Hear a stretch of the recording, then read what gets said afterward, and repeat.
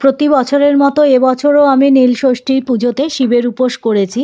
তবে এবছর একটু নতুনভাবে করলাম বন্ধুরা, কারণ আমি কোনো বছর ঘরে পুজো করি না। ঘরে আমার ঠাকুর রয়েছে, কিন্তু আমি পুজো করি না, আমি পুজো করি আমার জায়ের ঘরে। এবছরও আমি জায়ের ঘরে পুজো করেছিলাম। তবু কি মনে হলো, আমার ঘরে যেহেতু শিব ঠাকুর রয়েছে, শিবলিঙ্গ, এখানে দুটো শিবলিঙ্গ আছে, তোমাদের সাথে শেয়ার করতে পারলাম না, কারণ একটা পারদের শিবলিঙ্গ, এমনি একটা পাথরের শিবলিঙ্গ। দুটো শিব ঠাকুরের মাথাতেই আমি জল দিয়েছি, দুধ, গঙ্গার জল, ঘি, মধু সব মিলিয়ে জল করে সেই জল ঢেলেছি। ঘরে পুজো করেছি প্রথমে, তারপর জায়ের ঘরে গেছি, তারপর মন্দিরে গেছি। তা আমার জায়ের ঘরের আমি ভিডিও করিনি, সেই জন্য তোমাদের সাথে সেটা শেয়ার করতে পারিনি। আর মন্দিরে অনেক রাতে গেছি বন্ধুরা, একা একা যেহেতু গেছিলাম সেটাও হয়নি। মন্দিরের ভিডিওটা শিবরাত্রিতে গিয়েছিলাম, সেইটা তোমাদের সাথে শেয়ার করেছি, কারণ মন্দিরটা কিন্তু আমাদের বাড়ির কাছেই। আমার বাড়ির থেকে কয়েক পা হাঁটলেই আমাদের সেই বড় শিব ঠাকুরের মন্দির রয়েছে।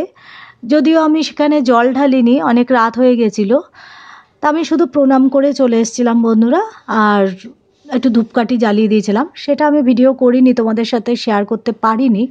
শুধু আমার ঘরের ঠাকুরকেই তোমাদের সাথে শেয়ার করলাম, কারণ আমি যেহেতু এবছর প্রথম আমি ঘরের আমার শিব ঠাকুরকে পুজো দিলাম, মাথায় জল দিলাম, সেই কারণে আমি ঘরের ঠাকুরই তোমাদের সাথে শেয়ার করলাম। এমনি প্রতিদিনের যে পুজো, সেই পুজো তো করাই হয়, প্রতিদিনের শিব ঠাকুরকে চান করানো হয়।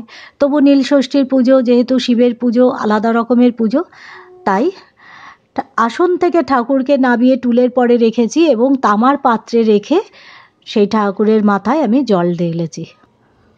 সেই কারণেই এই ভিডিওটা করা, যেহেতু প্রথমবার আমি পুজো করেছি।